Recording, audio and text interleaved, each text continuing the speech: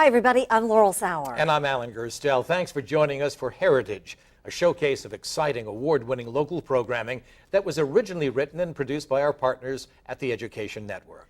Tonight, a program that focuses on ladies' fashions, specifically ladies' hats. Back in the 1890s, no fashionable woman would be seen in public without a hat. Ideally, a hat adorned with bird feathers. The most beautiful feathers were so highly prized that they sold for more than the price of gold. Can you believe that? And because of the price and the demand, hunters then prowled the Everglades and decimated flocks of birds for their beautiful plumes. Especially prized were egret feathers. Tonight's episode is titled The Last Egret. It's based on a children's book by local historian Harvey Oyer. It tells the story of his family, the Pierce family, who were the first settlers of Hypoluxo Island back in the 1870s. Young Charlie Pierce and his friends try to cash in on the craze for feathers, but learn along the way that what they were doing was really wrong. This program, though, goes beyond just the slaughter of birds to show the importance of each species to the health of the Everglades. It also highlights why the Everglades is such an important resource for everyone living right here in South Florida. So get ready for some stunning photography, some wonderful student actors, and a look back at life in a very uncivilized South Florida as we bring you The Last Egret.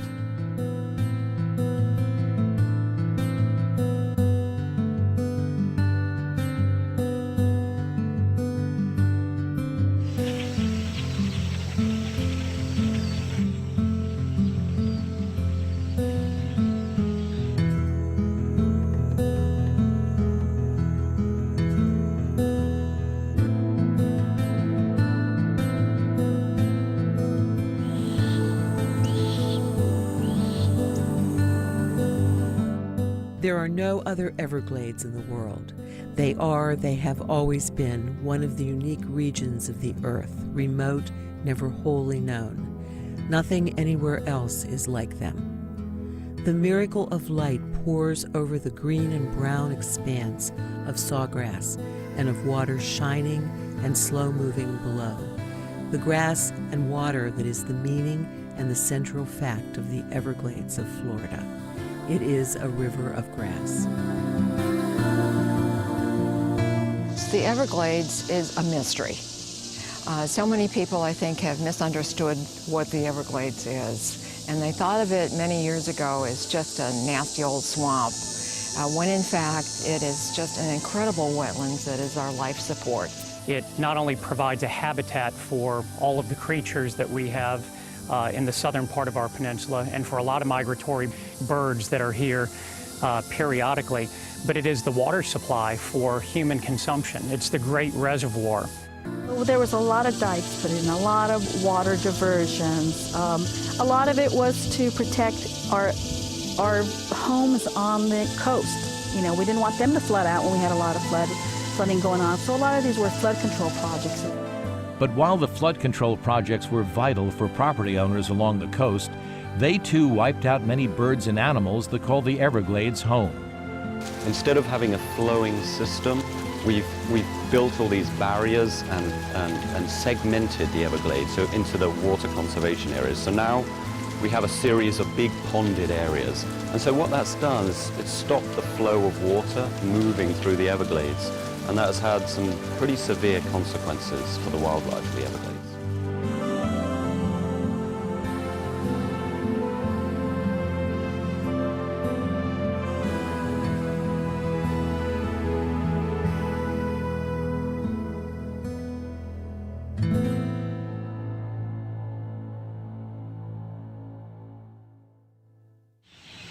The wildlife also came under attack, literally, around the turn of the last century.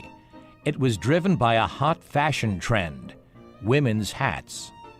There was a buildup going on from the mid-1800s up until the late 1890s where there was more accessibility for the middle class to purchase hats and accessories, and because there was an economic growth happening.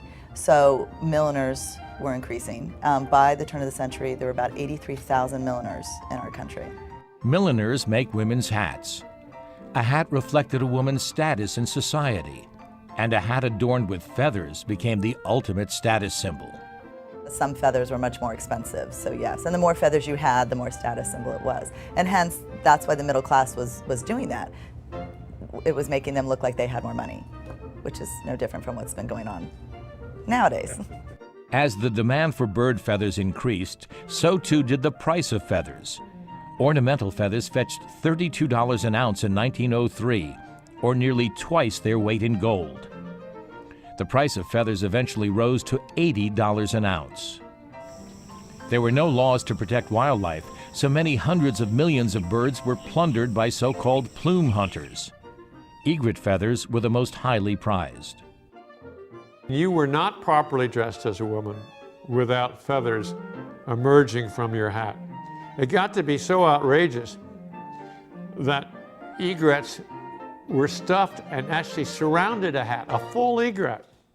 For many years, no one questioned the source of the feathers, and there was no mass media or internet to shed light on how those feathers were obtained.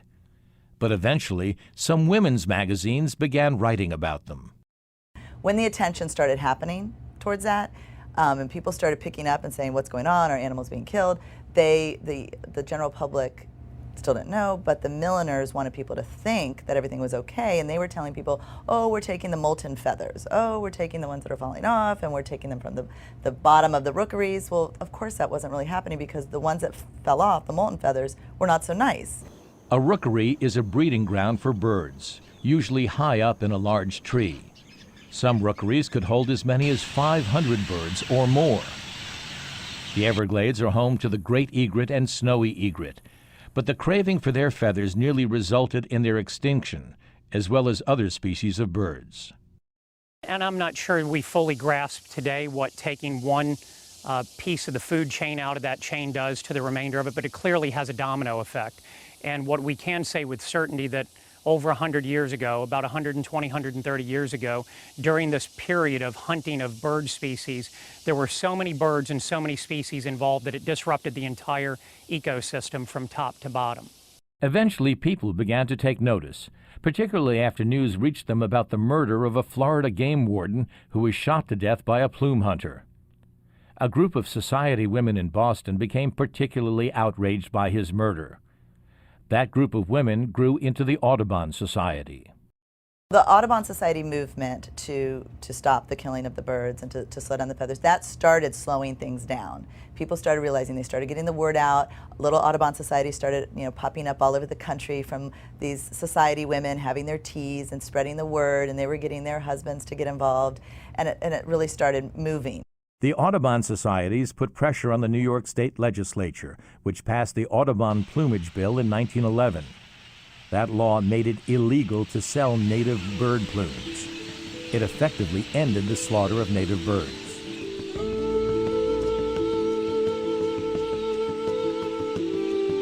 The slaughter of egrets and other plume birds is the central theme of Harvey Oyer's book, The Last Egret. His family has been living in South Florida for 5 generations, after moving here from Chicago in 1872. Back then, the family name was Pierce. My great-great-grandfather was one of the assistant keepers of the Jupiter Lighthouse, and he stayed there for 1 year, and in 1873, they moved south into what would today be the center of Palm Beach County, in the middle of what we today call the Intercoastal Waterway. Historically, it was called Lake Worth. It was a long freshwater lake, no inlets, and they settled on an island there called Hypoluxo Island. The island was named Hypoluxo by the Seminole Indians because Hypoluxo means water all around, no get out, an appropriate name for an island. We had no doctors, no hospitals, no newspapers, no schools, no churches, no temples, none of the things that we would associate with South Florida today. So it was a very challenging, rugged existence for them. But with all that said, and given all of the challenges and deprivations they experienced, it had to just be a spectacular lifestyle. The woods were teeming with animals, and Lake Worth was clear, fresh water that was fit to drink. Well, when my family first moved here, there was no one else here. And under the Federal Homestead Act, you could have 160 acres of land for free if you would make it your homestead. But while the land was free, there was no way to actually earn money. So the settlers raised crops and they caught fish and hunted wild animals to feed themselves. Over time, as we became more populated and still very lightly populated by today's standards, local government appeared, and therefore taxes appeared. And property tax was instituted, and while it was a very nominal amount, certainly by today's standards, it was still onerous at a time when they had no income. With no way to pay the property tax, young Charlie Pierce began to think about how he might be able to help. A plume hunter passing by Hypoluxo Island told of huge egret rookeries to the south, and the huge profits that could be made by killing the egrets for their feathers. But Charlie's father would have none of it. Though Papa was dead set against hunting birds for their feathers, even to save our home, I decided to make some opportunities for myself, and I began to plan for a great plume bird expedition into the Everglades. I tried to convince my friends Guy and Lewis Bradley to come along, but I also wanted to include my old friend Tiger, a native-born Seminole Indian. He'd be able to help us navigate the big swamp to find a special nesting place with hundreds of birds called rookeries. And if you think about it, we'll be just like real explorers, just like Lewis and Clark, and we'll go into the big swamp in Pahaoki. What do you think? Well, our parents will never let us go off like that. Pod whip us good. Maybe, but what if he came back with a sack full of money? I don't know. You say we actually go into Pahaoki? I thought only the Indians went in there. I didn't think white men went into the swamp. Well, then, we'd be the first. Except Tiger, you've been there before, right? Yes, my people know Pahaoki. See if Tiger comes, we'll be with a real Seminole who's been there before, and you'll come along, right, Tiger? Where is Rookery? Pahaoki very large. You know where Rookery is? Oh, not exactly.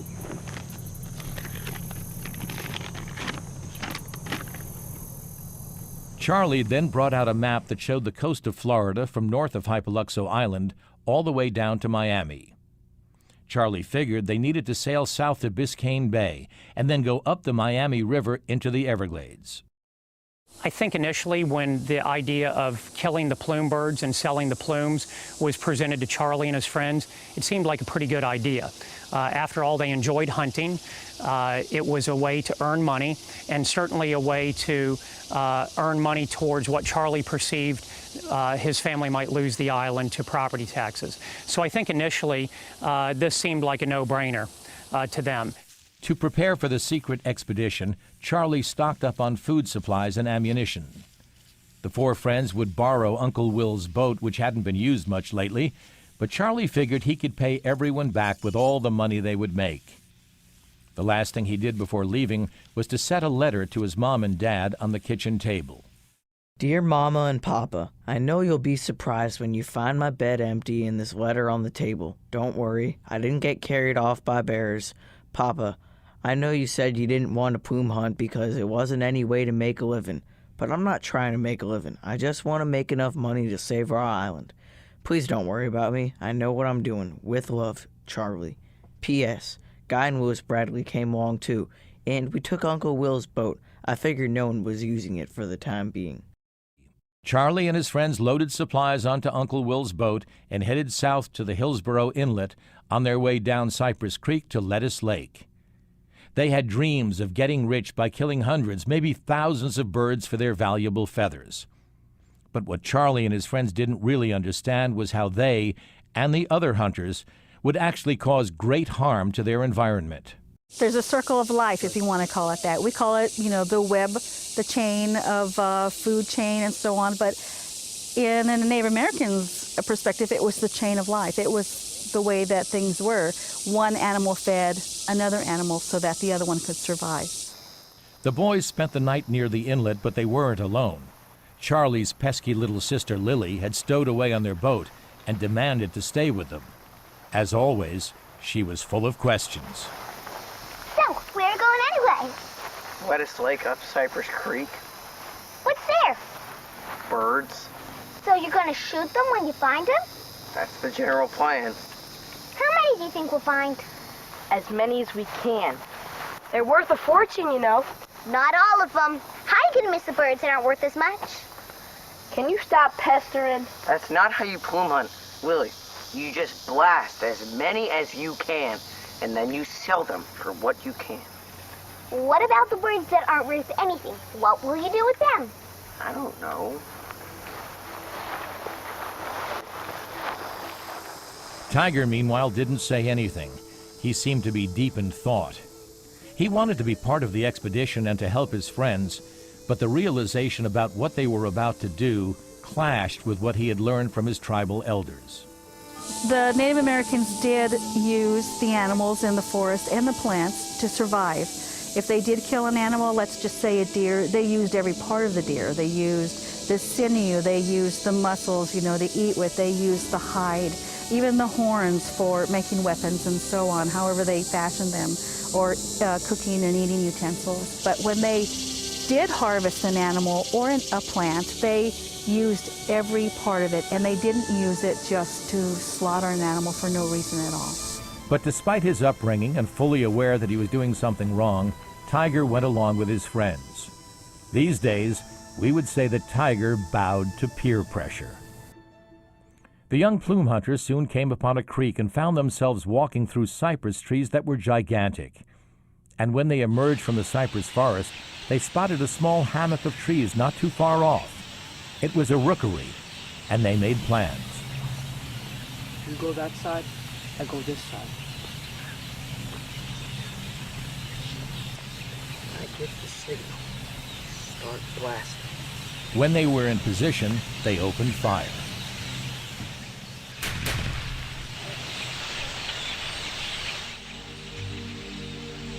It took nearly 2 hours to pick up all the bird carcasses. They bagged them up and used the sapling as a carrying pole. The boys had killed herons and ibis and cormorants, but no snowy egrets, whose feathers were by far the most valuable. So they decided to sail south to Miami, and even further south to Cape Sable at the bottom of the Florida Peninsula. After several more days of sailing, and then hiking through the swamp and waist-deep water, they found what they were after. The egrets! I found it! We did it! But not everyone shared Charlie's joy. Tiger's seminal upbringing caused him to once again rethink this expedition. And Lily, too, also questioned why they were planning to kill these beautiful creatures. Are you guys really gonna shoot those birds? Yep, that's what we came all this way for. But they're so pretty, and we've barely seen any snowy egrets. I mean, I could understand you shooting those herons and things we've got close by home, but how do you know that's not every snowy egret left in the world? That's just a girl thing to say. Of course there are more than just those. How do you know? Anyway, don't you think some things are just too pretty to be shot at? The boys were determined, but Lily was even more determined. When the boys weren't looking, Lily grabbed a bag full of shotgun shells. Give it back!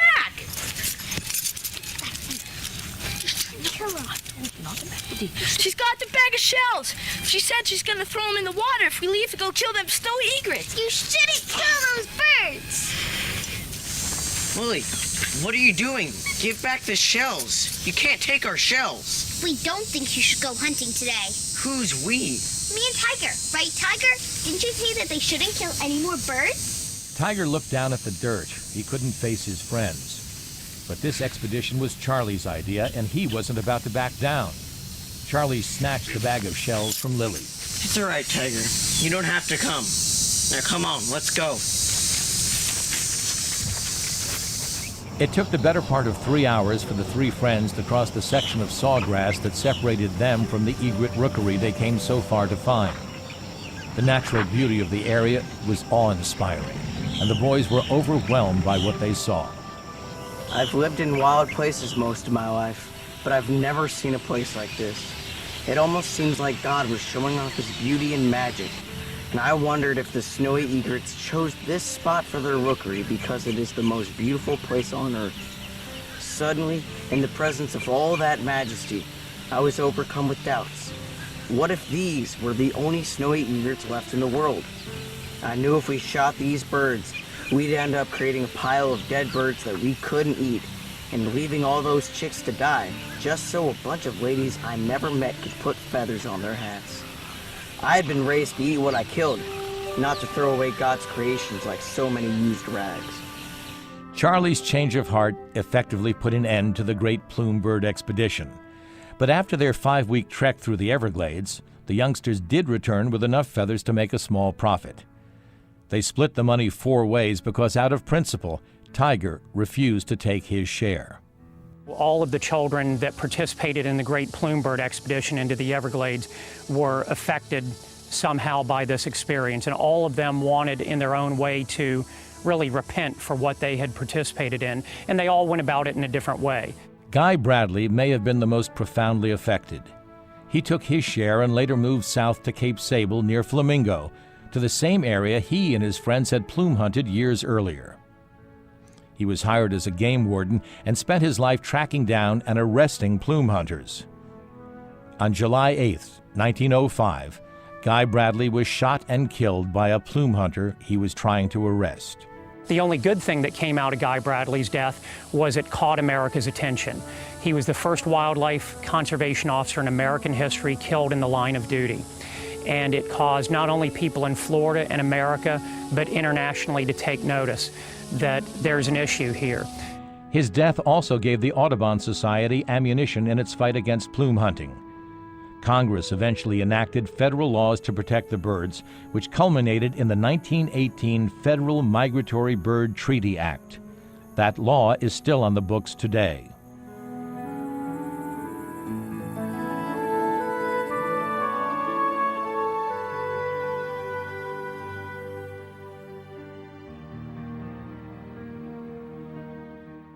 So even today, these birds in the Everglades are protected against hunting, but their flocks have still been decimated by man's tampering with the ecosystem.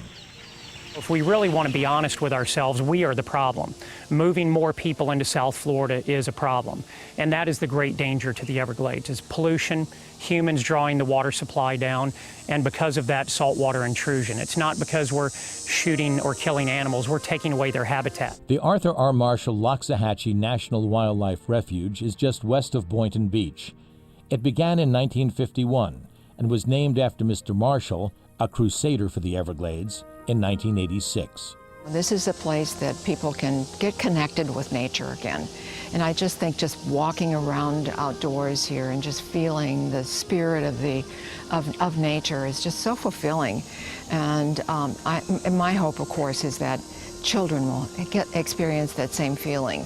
And if they have an opportunity to touch nature, they become connected. The refuge hosts school field trips and summer camps and serves as an educational handbook for the Everglades and for our future. I mean, we're not going to be able to breathe the air if we don't have trees, that provide the oxygen.